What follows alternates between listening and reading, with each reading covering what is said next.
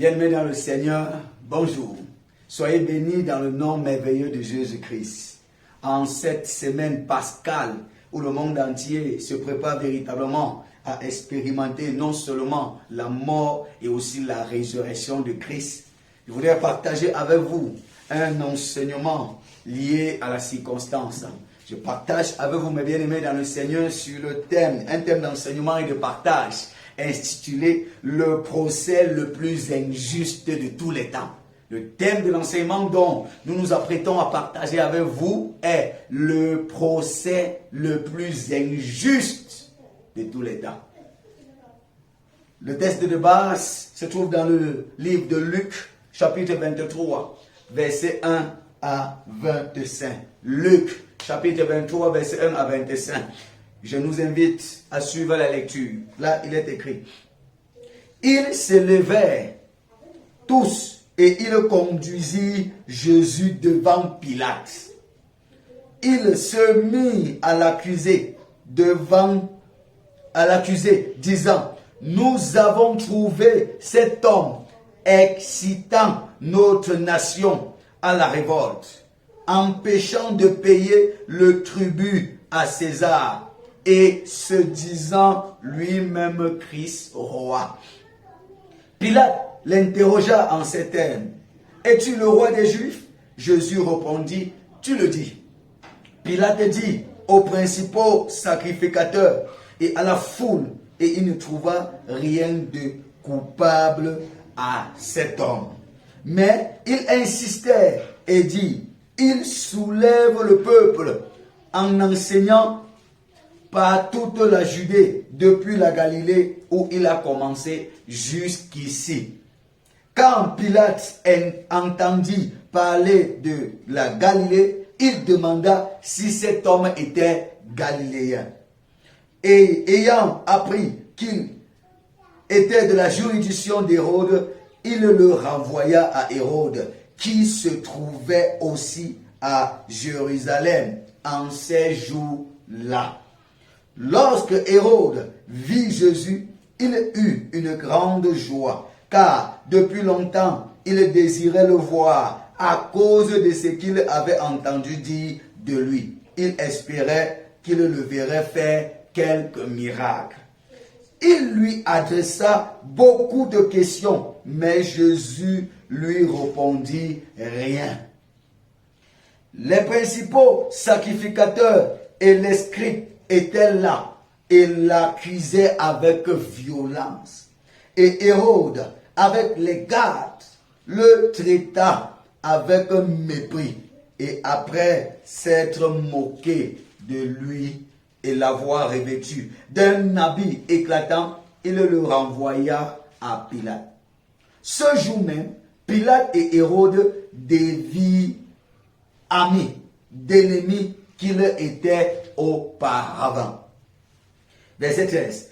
Pilate, ayant assemblé les principaux sacrificateurs, les magistrats et le peuple, leur dit, vous m'avez amené cet homme comme excitant le peuple à la révolte. Et voici, je l'ai interrogé devant vous, et je ne l'ai trouvé coupable d'aucune des choses dont vous l'accusez. Hérode, non plus, car il nous l'a renvoyé. Et voici, cet homme n'a rien fait qu'il soit digne de mort. Je le relâcherai donc, après l'avoir fait battre de verge. À chaque fête, il était obligé de leur relâcher un prisonnier. Ils s'écriaient tous ensemble, fais mourir celui-ci et relâche-nous Barabbas. Cet homme avait été mis en prison pour une sédition qui avait eu lieu dans la ville et pour un meurtre. Pilate leur parla de nouveau dans l'intention de relâcher Jésus. Et il criait, crucifiez-le, crucifiez-le. Pilate leur dit, pour la troisième fois, quel mal a-t-il fait? Je n'ai rien trouvé en lui qui mérite la mort. Je le relâcherai donc après l'avoir fait battre de verge. Mais il insistait à grands cris demandant qu'il fût crucifié, et leurs cris l'emportèrent. Pilate prononça ce qu'il demandait. Ce qu'il demandait serait fait. Il relâcha celui qui avait été mis en prison pour sédition et pour meurtre, et qu'il réclamait, et il livra Jésus à leur volonté. Amen. C'était un long texte, mais ça en valait la peine de faire la lecture. Alléluia. Comme nous l'avions annoncé sur le thème, le procès le plus injuste de toute la terre, de l'histoire de la création. Dans ce texte, nous remarquons 5 personnages. Le premier personnage que nous remarquons dans ce texte, c'est les principaux sacrificateurs. C'est-à-dire les scribes, les pharisiens, en fait les principaux sacrificateurs. C'est le premier personnage.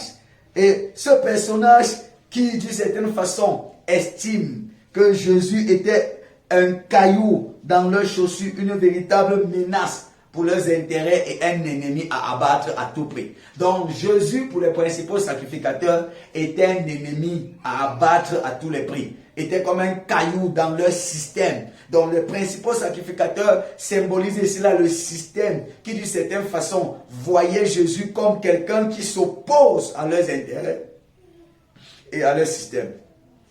Le deuxième personnage de notre texte, c'est Jésus lui-même. Jésus, l'homme accusé, le principal homme à abattre, l'homme à abattre à tous les prix et à tout prix, c'est Jésus. L'homme qui est jugé dans ce texte et dans cette histoire, Jésus-Christ. Le troisième personnage ici là, c'est Pilate et Hérode. Pilate et Hérode qui symbolisent la justice, les représentants de la loi. Pilate autant pour moi, Pilate et Hérode, qui étaient ici là comme les personnes détenteurs du pouvoir, qui avaient la capacité de faire valoir la loi, qui avaient la capacité, le pouvoir d'établir la justice, de faire ce qu'ils étaient supposés faire pour arranger les choses et pour que les choses se passent dans de bonnes conditions.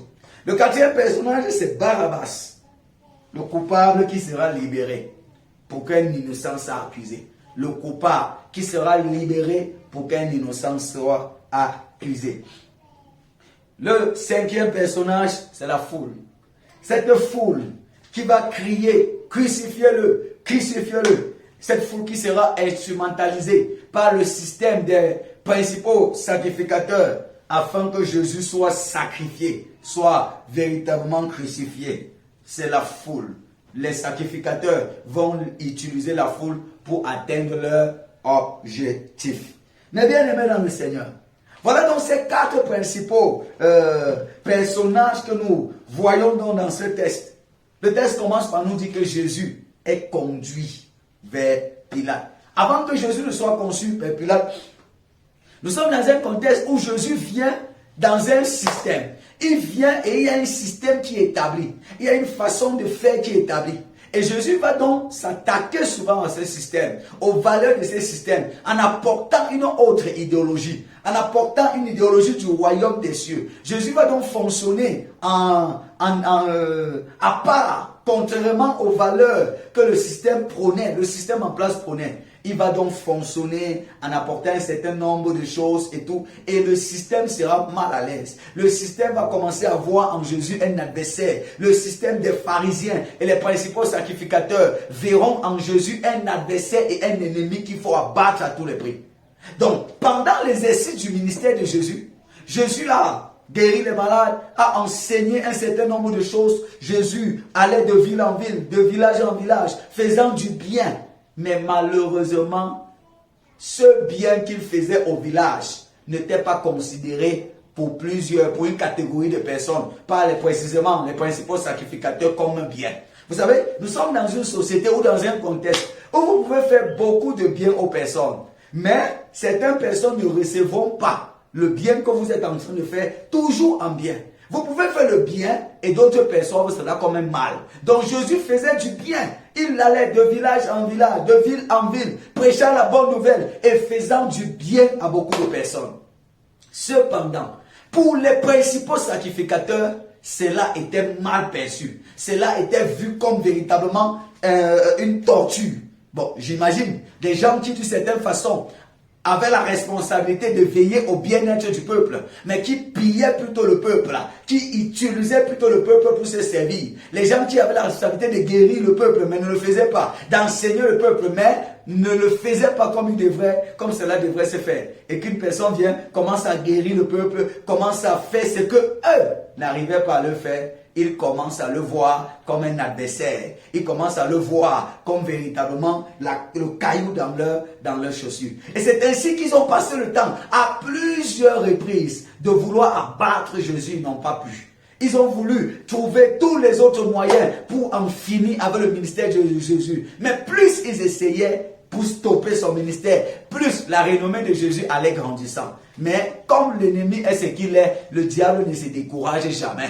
Quand il n'a pas réussi aujourd'hui, demain il essayera encore. Il reviendra encore et encore de façon à en finir avec toi. Vous devez le savoir. Vous pouvez être l'homme le plus gentil de la terre. Vous pouvez être la femme la plus compétente de la terre. Vous pouvez d'une certaine façon faire le bien à votre famille n'importe comment ou dans la société. Il y aura toujours des personnes qui ne seront pas d'accord avec vous. Il y aura toujours des personnes qui n'apprécieront pas ce que vous faites. Écoutez bien.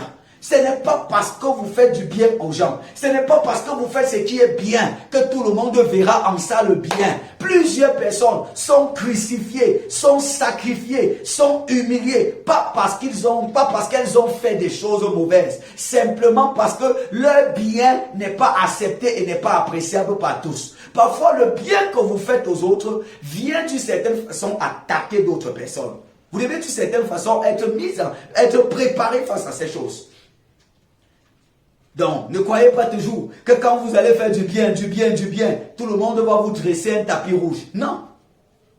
En prison, là, il y a plusieurs personnes qui sont innocentes et d'ailleurs, il y a plusieurs innocents coupables qui sont libérés. Et c'est ainsi qu'ils ils se sont mis ensemble, mobilisés pour le coller un procès. Ils ont planifié son arrestation. Et là est venu le jugement. Ils l'ont conduit donc à la barre, devant une autorité, devant le gouverneur de Rome, qui était Pilate. Et le texte dit qu'ils l'ont tous conduit devant Pilate et il s'est mis à l'accuser. Il s'est mis à l'accuser, disant, nous avons trouvé cet homme excitant notre nation. Nous avons trouvé cet homme excitant notre nation à la révolte, empêchant de payer les tributs à César, et se disant lui-même Christ roi. Donc il vient là avec 3 chefs d'accusation. Ça veut dire, vous savez, à un moment Jésus a demandé à quand on a arrêté Jésus, Jésus a demandé à ses ennemis, pour quelle raison voulez-vous m'arrêter? Est-ce pour les personnes que j'ai guéries? Est-ce pour les fois où j'ai fait du bien? Ou pour telle autre chose? Lesquelles de ces raisons-là vous voulez m'accuser? Vos ennemis ne manqueront jamais de raisons pour vous accuser. Vos ennemis, ceux qui ne vous aiment pas, ne manqueront jamais des raisons pour vous accuser. S'ils ne voient rien en vous, tenez-vous tranquille, ils vont inventer pour coller sur vous. S'ils ne voient rien en vous, ils inventeront pour coller sur vous. Jésus a passé le temps à faire tellement de choses. Il a guéri des personnes dans les temples et on a voulu l'accuser parce que c'était pas le jour du sabbat. Parce que c'était le jour du sabbat qu'il avait fait ce bien-là. Mais cette fois-ci, ses ennemis viennent avec 3 chefs d'accusation. Le premier chef d'accusation, c'est qu'il soulève la nation contre le gouvernement. Le deuxième chef, c'est qu'il refuse de payer les impôts. Et le troisième, c'est que lui-même il se propose comme roi.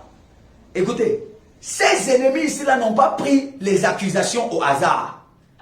Ils n'ont pas inventé les choses au hasard. Les choses qu'ils ont inventées, les accusations qu'ils inventent contre lui sont bien à dessein. Regardez, ils sont devant un gouvernement.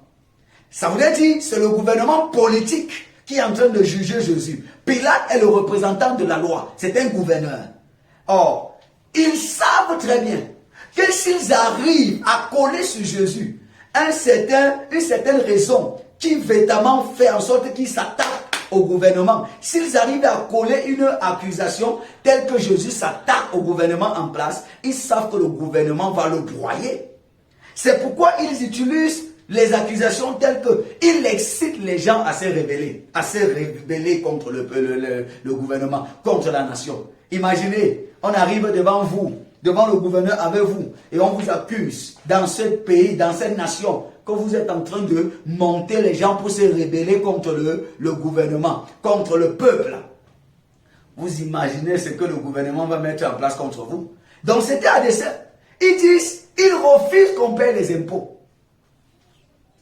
Pourtant c'était faux. C'est Jésus lui-même qui a dit, donnez à César ce qui est à César. Mais il invente un mensonge terrible. Pour dire, il refuse qu'on paie les impôts. Et il dit lui-même qu'il est le roi. Ça veut dire, on veut comme ça mettre le confronter, le mettre en face de Pilate en disant, il veut prendre même la place du roi. Il s'auto-proclame roi alors qu'il n'est pas. Et face à ces accusations, face à tous ces éléments, toutes ces accusations qui seront inventées. Vous savez, parfois, vous allez entendre des choses sur vous comme ça. Vous allez même vous demander si c'est un esprit qui entre souvent dans votre corps et pas faire certaines choses avant de revenir avec. Parfois, vous entendez de part et d'autre des choses qui se lèvent contre vous. Vous-même vous dites seulement yes. Vous êtes dépassé d'entendre certaines choses. Écoutez bien. Face à toutes ces accusations, le verset 4 nous dit, Pilate dit aux principaux sacrificateurs, après avoir interrogé Jésus, après avoir fait sa part d'enquête, il dit aux principaux sacrificateurs et à la foule, je ne trouve rien de coupable en cet homme. C'est le juge, c'est le gouverneur, c'est l'autorité devant celui de qui on est venu faire accuser Jésus. Après qu'on a étalé un ensemble de choses pendant le procès, la première partie du procès, écoutez bien le verdict du juge. Je ne trouve rien de coupable en cet homme. Je ne trouve rien de coupable en cet homme. Écoutez bien. Ce n'est pas parce que les gens accusent d'autres. Ce n'est pas parce que vous voyez beaucoup d'accusations sur le dos de certaines personnes que vous allez penser que c'est vrai. Si vous voulez seulement faire votre propre, si vous voulez seulement prendre position à cause ou au travers des accusations qu'on fait par rapport à telle ou telle autre personne, vous allez accuser les innocents et vous allez libérer les coupables. Parce que les personnes qui sont souvent coupables ont la facilité à vite parler pour coller des étiquettes sur les autres. Ce n'est pas parce que d'une certaine façon, on monte un certain nombre d'accusations vers les personnes qu'elles sont coupables. On peut inventer autant d'accusations et coller sur des personnes simplement parce qu'on veut les détruire à tout prix, à tous les prix. Or, Pilate dit, je ne trouve rien de coupable en cet homme. Le verset 5 nous intéresse. Mais il insistait et dit, il soulève le peuple. Il soulève le peuple. Ça c'est le verset 5. Donc pendant que le juge dit, et je ne trouve rien de coupable. Non, les gars disent, mon ami, tu ne comprends pas bien ce qu'on te dit. Nous te disons que cet homme soulève le peuple contre vous et contre le système. Et malgré tout cela, les interrogations vont se poursuivre. Et finalement, on va l'envoyer à Hérode. On va l'envoyer à Hérode. Et d'autres interrogations vont continuer à se poursuivre, ainsi de suite, ainsi de suite. Hérode va continuer à interroger Jésus. Et Jésus va adopter une attitude dont je voudrais que nous tirons beaucoup de leçons face à ça. J'ai intitulé le silence de Jésus. On accuse Jésus violemment. La Bible dit, les principaux sacrificateurs et les scribes étaient là et l'accusaient avec violence. Mais Jésus ne répondit rien. On lui adressa beaucoup de questions, mais Jésus ne répondit rien. Hérode, avec ses gardes, le traita avec mépris. Et après, avec mépris. Mais Jésus ne répondit rien. On l'a frappé, on s'est moqué de lui. Mais face à tout cela, Jésus ne répondit rien. Le silence de Jésus. Il y a tellement de révélations dans ce passage biblique. Le silence de Jésus. Vous savez, Jésus, face à toutes ces accusations fausses, d'ailleurs, face à tout ce mépris, à ces humiliations, Jésus est resté silencieux, a gardé le silence. Écoutez bien. Jésus n'avait pas l'habitude de garder le silence parce que Jésus constamment enseignait, parlait, proclamait la parole de Dieu. Mais face à toutes ces tortures, précisément là, Jésus gardait le silence. Le silence de Jésus n'était pas la peur. Jésus ne gardait pas silence parce qu'il avait peur des Hérode. Non, pas du tout. Jésus ne gardait pas silence parce qu'il manquait quoi il devrait dire. Il ne gardait pas silence parce qu'il n'avait rien à dire. Non, Jésus avait beaucoup à dire pour sa défense. Il avait beaucoup à dire pour sa défense. Jésus ne gardait pas silence comme aveu de culpabilité. Ce n'est pas parce qu'il avait tort, ce n'est pas parce que l'ensemble de tout ce pourquoi on l'accusait était vrai qu'il gardait silence. Parfois, quand vous réalisez que ce que vous avez à dire ne servira à rien, vous devez mieux souvent garder silence et laisser que Dieu combatte pour vous. Parfois, lorsque vous êtes dans un jugement où tout est déjà faussé, où vous n'avez même plus la présomption d'innocence, où les gens viennent vous poser certaines questions, vous interroger, mais simplement avec déjà des avis arrêtés. Ça veut dire on vient vous interroger avec déjà des avis arrêtés dans leur tête. Vous devez mieux garder silence. Parfois, quand les gens inventent un ensemble de choses sur vous, un ensemble de choses, une série de mensonges sur vous, parfois, la meilleure attitude, c'est de garder silence et de rester calme. Et de rester calme. Ce n'est pas toujours bavader, ce n'est pas toujours celui qui bavade le plus qui a raison. Ce n'est pas toujours celui qui parle, qui argumente qui a raison. Parfois, il se cache derrière beaucoup d'argumentaires, beaucoup de développement, le fait de pouvoir cacher notre vraie culpabilité. Jésus est resté silencieux. Jésus a gardé le silence.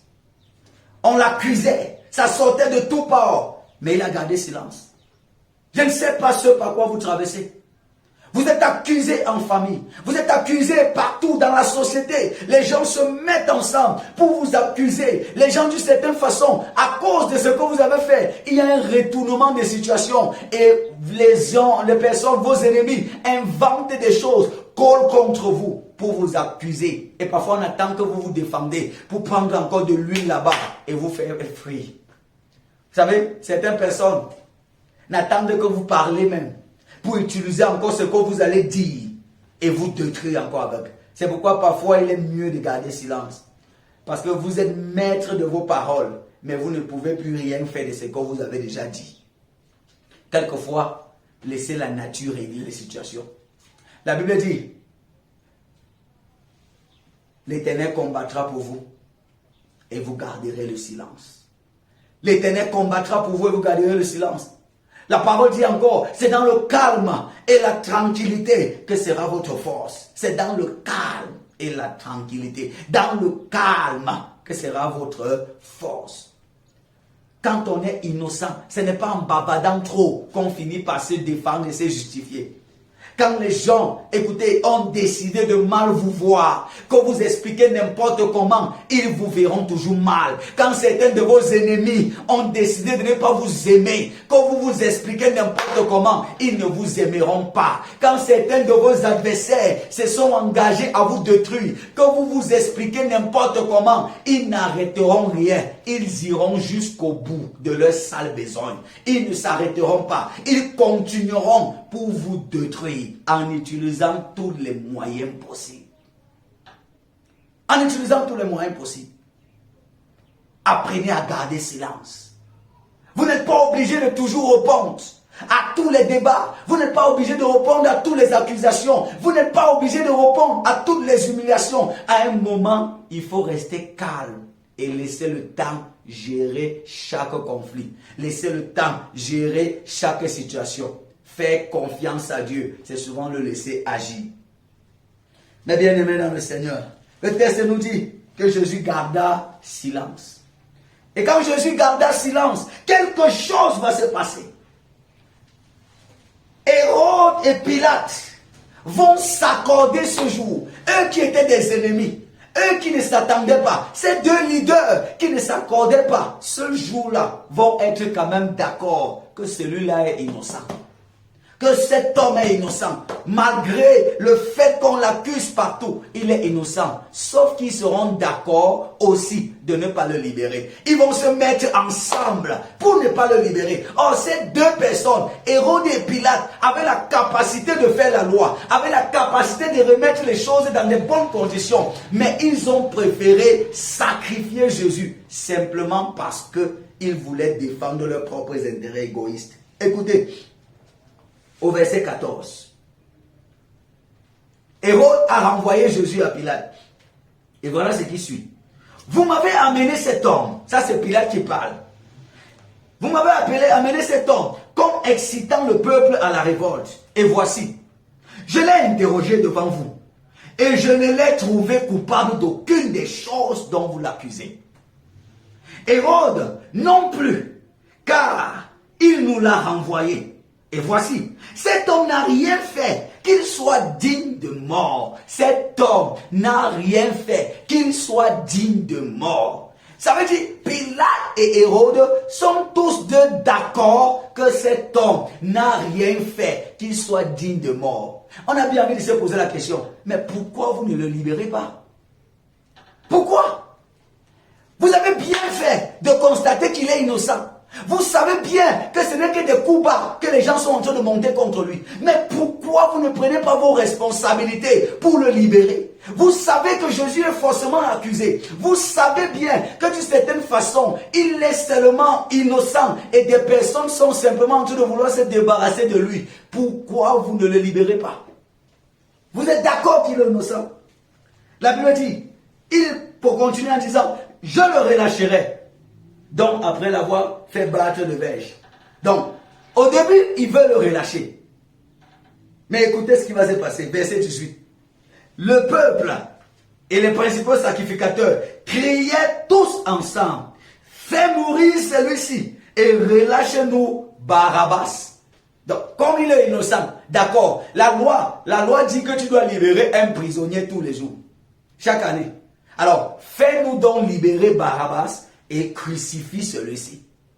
La suite nous intéresse. Cet homme avait été mis en prison pour sédition qui avait eu lieu dans la ville et pour meurtre. Donc le Barabbas, qui est réclamé par la foule et les principaux sacrificateurs, est un meurtrier, un criminel et un semeur de gaffes. Mais les ennemis de Jésus, parce qu'on veut à tout prix sacrifier sa tête, parce qu'on veut à tout prix l'enlever de la circulation, parce que ses ennemis voulaient à tout prix se débarrasser de lui, ils ont préféré qu'on libère un ennemi de la loi, un ennemi de la nation, un ennemi, le véritable ennemi du gouvernement, ennemi de la nation, pour tuer Jésus. Ils ont préféré faire abattre Jésus. Ils ont préféré faire sacrifier Jésus. Mais que le criminel soit libéré. Combien de fois nous avons préféré sacrifier des personnes innocentes pour libérer des criminels simplement pour notre propre ego. Combien de fois dans nos familles, nous avons été témoins des injustices, mais nous avons refusé de nous mettre du côté de la justice parce que nous avons voulu protéger notre intérêt personnel, nos intérêts personnels. Dans notre évangile, on va rappeler à Pilate que si tu refuses de le crucifier, nous allons dire à César, que tu es contre lui. Et Pilate, pour préserver sa tête, va céder au peuple. Combien de fois des juges ont libéré des innocents, sachant bien qu'ils étaient innocents, simplement parce que les véritables coupables ont eu beaucoup plus d'influence, ont eu beaucoup plus de trafic. La loi, c'est pour le peuple, c'est pour le bien du peuple. La loi se met toujours du côté de la justice.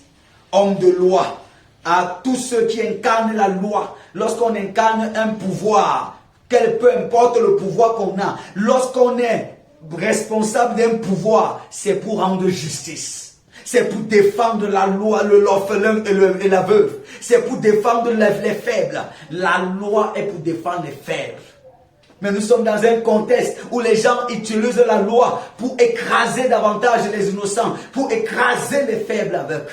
Mais c'est qu'on oublie. C'est que Dieu est toujours au contrôle. Dieu est toujours au contrôle de tout. La fin d'une chose vaut mieux que son commencement. Ce qu'ils ne savaient pas, c'est que Dieu se servira également de leur coup bas pour finir par élever Jésus. Élever Jésus. Mais avant, rappelez-vous bien que même si il fallait que Jésus meure, Jésus a bien dit avant de mourir, malheur à celui qui livrera le Fils de l'homme. Le scandale arrivera. Il y aura des malheurs qui vont arriver. Mais malheur à celui qui est derrière les malheurs qui arrivent aux autres. Mais bien aimé dans le Seigneur, Pilate dit, il le parla à nouveau, dans l'intention de relâcher Jésus. Et il criait, crucifiez-le, crucifiez-le. Pilate le dit pour la troisième fois, quel mal a-t-il fait? Je n'ai rien trouvé qu'il mérite la mort. Je le relâcherai donc après l'avoir fait battre. Il dit, quel mal a-t-il fait? Jésus est innocent. Quel mal a-t-il fait? Mais le peuple et les principaux sacrificateurs, le peuple est utilisé ici par les principaux sacrificateurs. Vous savez, quand souvent il y a des bagarres entre des personnes, souvent on va utiliser le peuple, on va utiliser la foule pour régler souvent certains problèmes, pour régler certaines situations. La foule a été excitée par les principaux sacrificateurs à réclamer un certain nombre de choses, réclamer la libération de Barabbas et la crucifixion de Jésus. Et c'est d'ailleurs, dans d'autres évangiles, vous allez lire là-bas, on va dire, oui, libre, crucifiez-le, qu'il retombe, que son sang retombe sur nous et sur nos enfants. On oublie souvent que chaque action qu'on pose, c'est une sémence.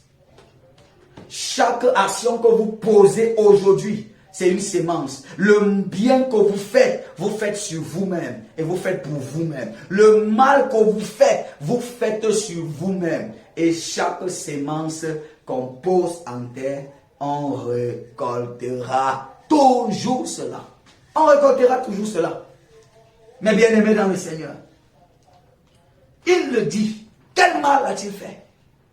Donc voilà quelqu'un qui n'a fait aucun mal. Mais donc tout le monde réclame la crucifixion. Même ceux qui détiennent le pouvoir et qui sont supposés utiliser ce pouvoir pour véritablement défendre la cause du faible et défendre la justice, n'ont pas pu le libérer. La suite nous dit, mais ils insistaient à grands cris, demandant qu'il fût crucifié. Et leur cri emporta, leur cri a pris le dessus, leur cri a eu raison sur Pilate. Et le texte finit en disant, il relâcha celui qu'il avait mis en prison pour meurtre et il crucifiait Jésus. Pilate et Hérode ont fini par accepter la crucifixion de Jésus, ont fini par permettre que Jésus soit crucifié, sachant qu'il était innocent. Même si ça faisait partie du plan de Dieu, même si c'était prévu que Jésus soit mis à mort, qu'il soit sacrifié, ça n'empêchera pas que Pilate et Hérode rendent finalement des comptes. Les Pilates et les Hérodes de ce siècle, ce sont les qui? Ce sont des personnes qui ont le pouvoir d'établir la justice, mais qui préfèrent se taire devant les injustices. Les Pilates et les Hérodes de ce siècle, ce sont des responsables, des personnes qui peuvent parler, prendre position pour rétablir la justice et défendre le droit des orphelins, le droit des veuves. Et qui se sont tus, qui ont préféré fermer leur bouche, sachant bien que c'est une injustice qui est en train de se faire. Sachant bien que dans la famille, c'est que les veuves sont en train de subir, c'est que la veuve est en train de subir une injustice et ils se sont tus. Sachant bien que dans le lieu de service, ce que tel est en train de subir, c'est une injustice et vous vous êtes tus. si vous vous taisez face aux injustices, si vous vous taisez face aux injustices, peu importe lesquelles, que vous laissez faire, que le coupable soit libéré et que l'innocent soit condamné, vous êtes les Pilates et les Hérodes d'aujourd'hui. Vous n'êtes pas différent de Judas qui a vendu Jésus. Et vous ne serez pas différent de faits principaux sacrificateurs qui ont tué Jésus. Si vous pouvez faire libérer un innocent et que vous vous taisez, si vous pouvez empêcher une injustice d'avoir lieu et vous vous taisez, alors ne vous offusquez pas de ce qui est arrivé à Jésus. Si de nos jours, il y a plusieurs personnes qui décident d'une certaine façon de fermer les yeux et de fermer leur bouche face aux injustices qui arrivent autour d'eux, autour d'elles, alors qu'elles peuvent gérer, alors qu'elles peuvent dire quelque chose, et on laisse ainsi, les innocents sont condamnés et les coupables sont libérés. Alors, nous n'avons pas le droit de nous offusquer de ce qui est arrivé à Jésus, parce que nous sommes aujourd'hui des Hérodes et des Pilates. Hérodes et Pilates de ce siècle, c'est des personnes qui peuvent faire le bien, mais qui ne le font pas. Qui peuvent empêcher des injustices, mais qui décident de défendre leur place, de défendre leurs intérêts, de sauver leur tête. Même si les innocents doivent payer, tant que ça ne leur concerne pas personnellement, ils lavent leurs mains. Et le texte va nous dire que Pilate a lavé sa main et a décidé de quitter et de livrer Jésus. Combien d'entre nous, combien de leaders ont lavé leurs mains et préféré que ça se gâte, que ça se détruise, que les innocents payent là où ils étaient innocents, là où ils n'avaient pas le droit de subir. Combien de leaders, de Pilates de ce siècle, combien d'autorités, combien de personnes supposées régulier la vie en société, combien de personnes ont d'une certaine façon lavé les mains face à leurs responsabilités, Ils ont lavé les mains, ils ont préféré laver les mains. Pendant que vous lavez la main, il y a quelqu'un qui est en train de pleurer. Pendant que vous lavez les mains, pendant que vous fuyez votre responsabilité, pendant que vous refusez d'assumer, il y a quelqu'un qui est en train de mourir. Il y a un innocent qui est en train de mourir quelque part. Il y a un innocent qui est en train d'être crucifié quelque part. Et le sang de ces innocents vous sera redemandé. Que Dieu nous aide à être de ceux qui défendent la justice et qui se mettent toujours du côté de la vérité. Parce que le temps viendra où l'histoire des procès truqués sera faite. Voilà donc l'histoire du procès le plus injuste de toute la terre. Que Dieu nous bénisse